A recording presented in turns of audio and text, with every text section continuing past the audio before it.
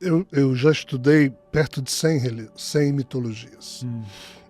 Tem 75 mitologias que eu estudei com profundidade. E torno a dizer, são os textos mais ancestrais.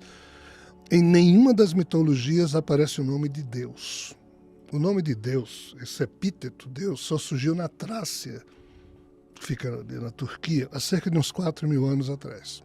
Antes, o nome Deus não existia. Não tinha. Essas mitologias falam ente poderoso, ente disso, ente daquilo, o sânscrito... Ser divino, Isso. ser eterno, todo-poderoso. Usa diversas expressões. Não tinha um pronome assim. Não tinha esse pronome. Tá. Deus não existia. Né? O Deus. Tá. Quando as religiões surgiram, é que criaram essa história de Deus e, entre aspas, como eu já disse, transformaram todas as informações originais, né, em mentira. Mas quais eram as informações originais? Se você observar, olha, vou dizer, estudei 20 mitologias dos 3 continentes americanos, 6 mitologias da Ásia, 8 no Oriente Médio, 13 na Eurásia, 16 na Europa. Isso aí deve dar 75 mitologias. Em todas elas é afirmado que no início não existia nada, surgiu um ovo cósmico. Esse ovo, quando ele quebrou, saíram 3 coisas dentro do ovo. Por exemplo, a mitologia chinesa. Quando o ovo quebrou, saiu Yin, o Yang, e Panku, o criador, caído no Yang. Mitologia ariana hindu, surgiram 2 locas, ou seja, loka é uma expressão sânscrita que quer dizer universo. Aí tem o Buloka e o Brahmaloka. E por que Brahmaloka? Porque é a loca onde Brahma caiu. Então, todas as mitologias falam o quê? Que tem 2 universos, ou seja, o nosso universo tem um universo vizinho, que isso surgiu de um ovo cósmico e que tem um criador caído no universo vizinho. No vizinho? Sim. Ou entre os universos? No vizinho. No vizinho. Só a mitologia nórdica diz que no início, quando houve esse processo, o grande criador Ymir caiu numa região intermediária entre os 2 universos, chamado Ginnungagap. Mas ali só ficou cerca de 18.000 anos. Aí depois foi para o universo. Então, assim, qual é o problema? O problema é que a ciência hoje diz o quê? Repete o mito do ovo cósmico, que no início não existia nada, surgiu uma singularidade, uma sopa de quarks e gluons, que foi explodindo, criando matéria e antimatéria, só que a antimatéria sumiu dos nossos olhos, a matéria organizou o nosso universo, e a ciência hoje já tem 4 experimentos que apontam que há sim um universo vizinho ao nosso, composto de antimatéria. Ou seja, está confirmando tudo o que a mitologia dizia lá atrás. Mas o que é que as religiões dizem? Não, mitologia é mentira, é mentirosa. Tudo foi criado por Deus. Ou seja, eles usam o nome Deus para simplificar todos os processos e para apequenar o entendimento. É nisso aqui que nós todos ficamos apartados da busca da verdade. Immanuel Kant, um filósofo prussiano, diz o quê? O intelecto humano pode e deve ser medido pela sua capacidade de colecionar incertezas. Não é de colecionar certezas. Por quê? Porque o intelecto humano sadio, ele não deve dar por sabido aquilo que ele ainda precisa descobrir se é verdade. Mas o que é que as religiões fizeram? Via teologia, inundaram o ser humano de certezas que não são reais. O ser humano, de tanto escutar isso a cada século, as famílias passando para os seus filhos, essas certezas terminam produzindo só as proteínas da mesmice, aí fica milênios sendo o mesmo tipo de ser humano, e esse é o drama da gente.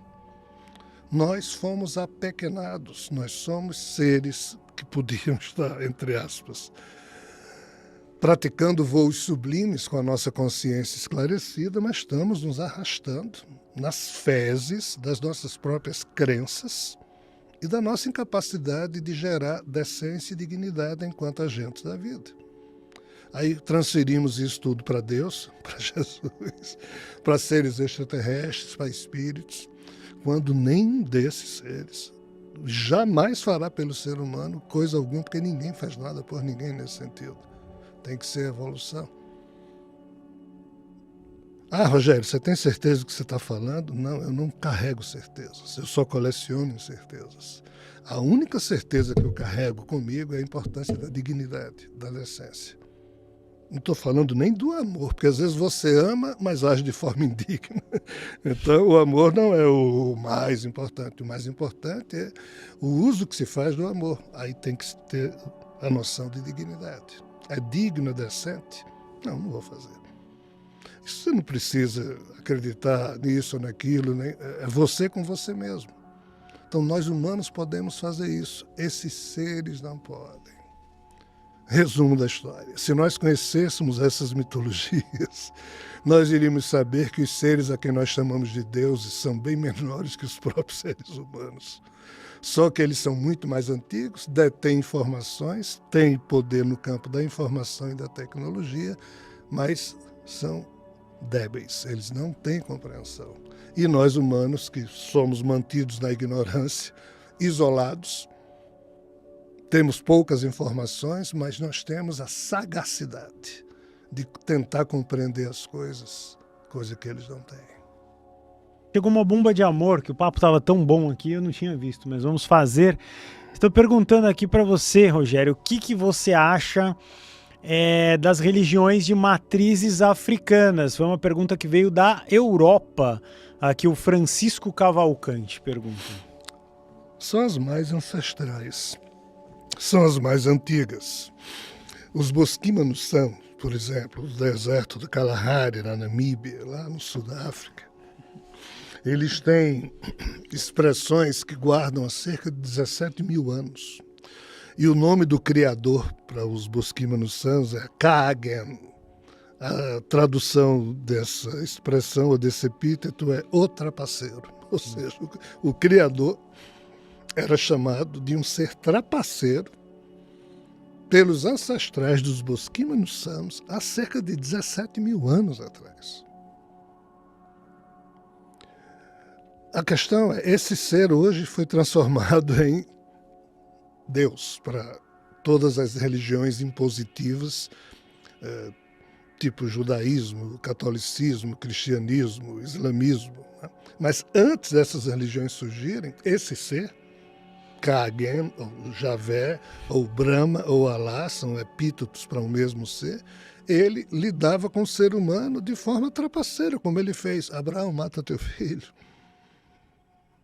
Então as religiões africanas foram elas que primeiro codificaram esse entendimento e são extremamente importantes.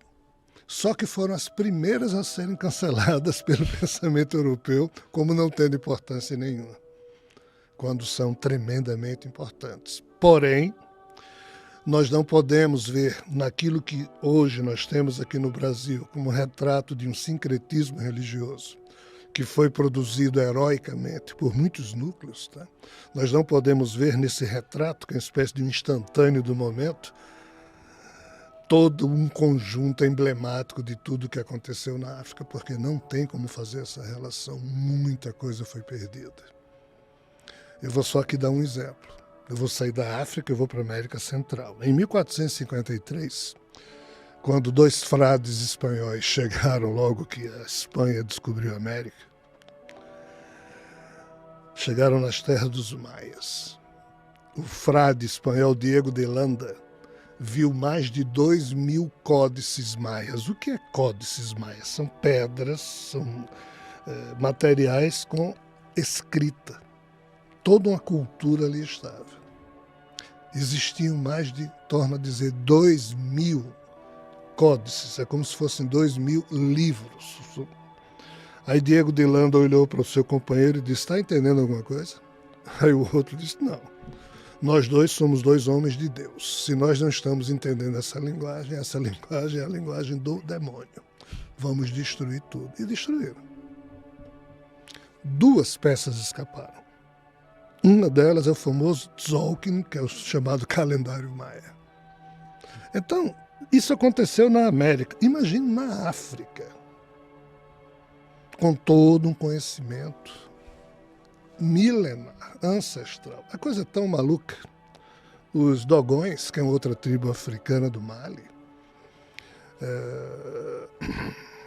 um casal de antropólogos franceses, Griot, nos anos 30 do século passado, eles foram conviver várias décadas com os Dogões na África e perceberam que as festas que eles tinham mostravam que a estrela mais brilhante do céu era Sírius e que os Dogões diziam que além da grande estrela de Sírius tinha mais duas companheiras.